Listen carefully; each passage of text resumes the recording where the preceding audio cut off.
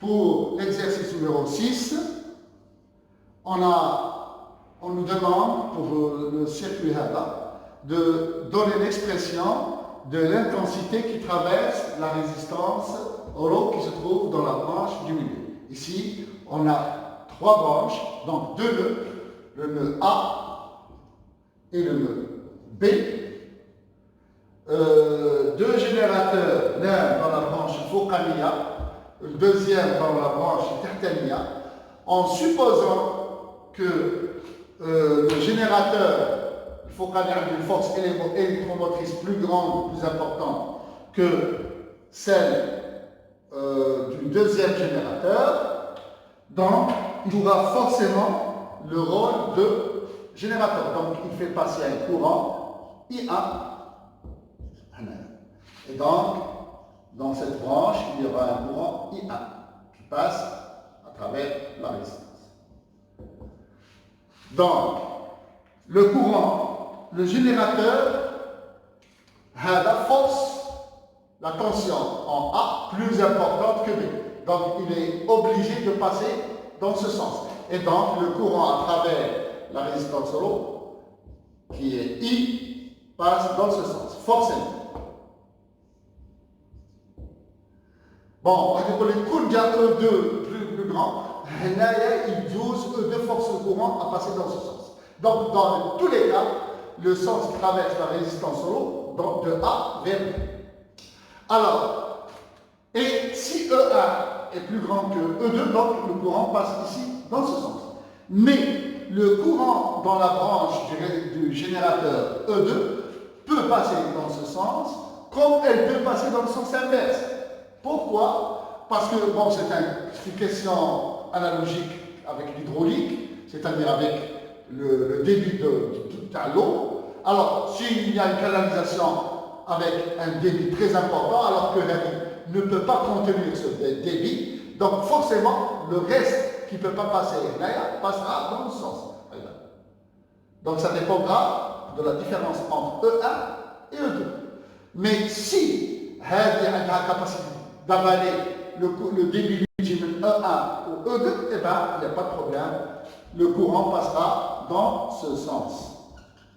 Donc, on suppose que la résistance peut donc contenir les courants IA, I. Donc, on a I2 qui passe dans ce sens. Alors, donc, dans ce schéma, on a 2 nœuds A et B, mais qui sont équivalents, parce que la loi des nœuds, IA plus I2 entrant égale à I. I entrant est égal à I1 plus 2. Donc ça donne le même résultat. Donc on a une équation qui est d'après la loi des nœuds. Pour la loi des mailles, on a combien de mailles? On a 3 mailles. Soit la maille Hadi, ou la telle. Bon, on choisira 2 parce que la troisième n'est pas indépendante. Donc elle est maille 1. On choisit dans le sens du courant, si c'est possible. Dans le sens du courant. Donc, maille 2. Donc, on donne au point Hadi, on se met à point D, on se met à point F. Et donc, la loi des mailles, VA en passant par A, B, B, D, DA. VAB, VBD, VDA égale VAA égale à 0. Donc, la loi des normes. Pour le générateur VDA, la tension diminue de moins E1. Parce que la logique, la tension, quand on passe dans le sens du courant, on cherche la tension à diminuer. Et donc, elle diminue de moins. Et donc, on obtient la deuxième équation. Ici, pour la maille 2, la même chose, on obtient la troisième équation. Donc, en multipliant la deuxième équation par R2, pour avoir le facteur de I1 égale à R1, R2. Et la troisième équation par R1, pour avoir le facteur de I2 égale à R1, R2. Et quand on fait une somme, donc R1, R2 fois I1 plus I2. I1 plus I2, donc c'est I. Et donc, on aura une équation uniquement ferrarienne I. Et à la fin, on obtient l'intensité I de l'expression. Et on remarque, c'est positif, impossible que ça soit nul, donc qu'il peut ni être nul ni négatif, il ne peut être que positif. On nous demande par la suite de donner l'expression quelle est la quantité de chaleur dégagée dans ρ par unité de temps. Cela revient à dire dW, c'est la chaleur, sur dt, donc c'est la puissance. La puissance, c'est quoi? C'est la tension entre les bords interro fois I, c'est-à-dire VAB fois I. VAB, c'est ρ I fois I, donc fait ρ I carré, on obtient cette expression. On nous demande de trouver la valeur de ρ pour laquelle la puissance est maximum. Bon, on dérive et on cherche que la dérivée soit nulle. La dérivée, c'est un produit, c'est la dérivée le premier fois le deuxième, plus le premier fois la dérivée le deuxième. Bon, après exécution, on trouve à la fin que ρ est égal à R1 fois R2 sur R1 plus R2. Donc ρ a l'expression d'être comme l'équivalent de R1 et R2 en parallèle. On remarque que ρ est indépendant de E1 et de E2. L'expression, on l'a trouvée pour que la puissance soit maximale, donc ça ne dépendra pas de E1 et E2. On va introduire ce qu'on appelle le pont de Wheatstone. Le pont de Wheatstone, je vous le principe. On met deux résistances connues, R1 et R2. Donc, on parle, bon, presque, donc en dérivation, avec une résistance inconnue. C'est celle qu'on veut déterminer la valeur. Donc, Rx, ça dit inconnue. Là, n'importe où. Une résistance inconnue. Et une résistance variable. Variable, c'est un rhéostat, on peut régler. Ou un galvanomètre. On va faire varier, donc on place le tout entre les bornes d'un générateur pour faire passer un courant. Alors, le courant est au il y a déviation de courant, dérivation, I1, I2. Il y aurait un autre nœud. Et le nœud, soit le courant est maintenant, soit là. Ça dépend. Est-ce que c'est un potentiel terminal D ou la D à terminal C? Bon, il se peut que le courant est juste maintenant. Alors, on va régler la résistance R3 de telle manière à obtenir aucun courant dans le galvanomètre.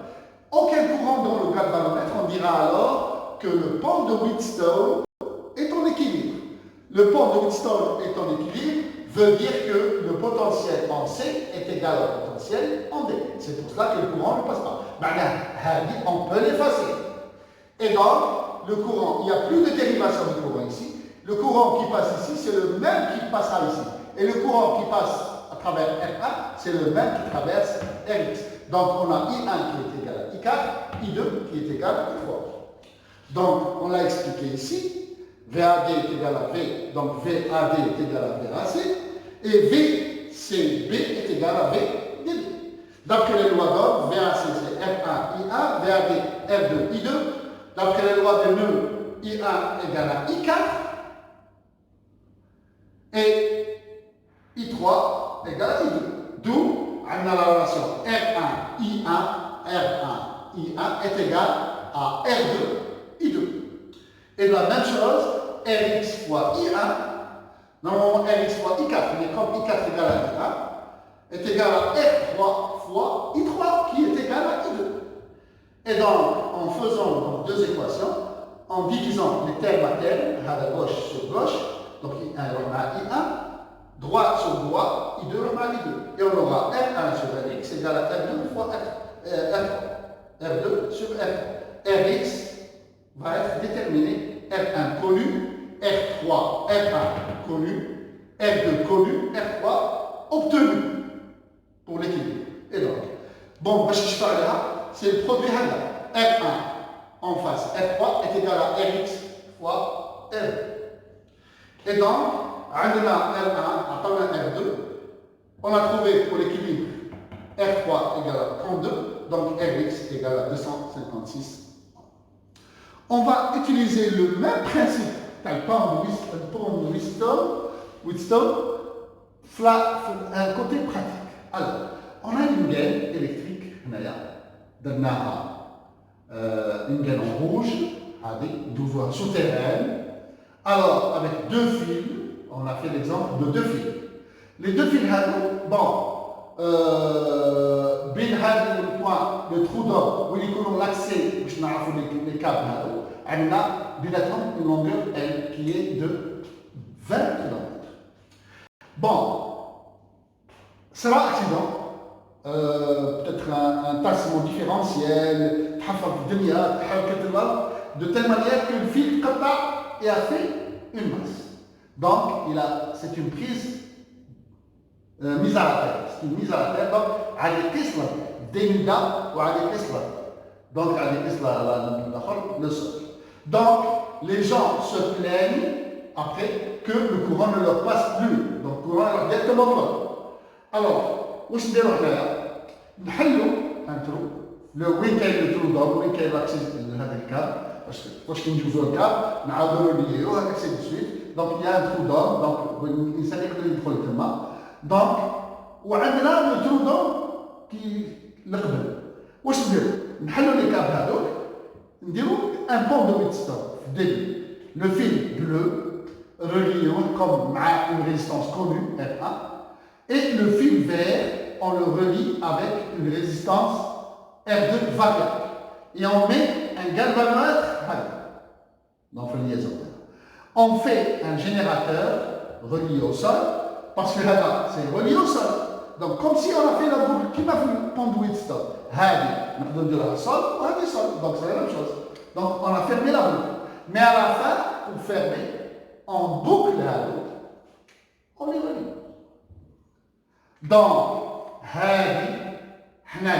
donc on est عندنا F1 عندنا هاد la résistance كاع حتى لهنا هاد كاع donc la bleue كاع juste plus la verte jusqu'à وين كاين la mise à terre ولا 3 F2 ولا R هنا سميناها X وهذه c'est jusqu'à la mise à terre.